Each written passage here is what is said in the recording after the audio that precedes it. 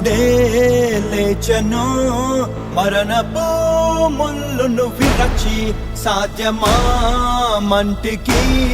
ప్రభువునే ఉంచను అనచి వీరుడే లేచెను మరణపు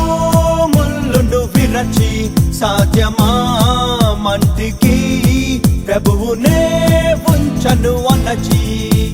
మనలను నమ్మి గొప్ప ఆజ్ఞను ఇచ్చి స్థలము సిద్ధము చేయ వెళ్ళనే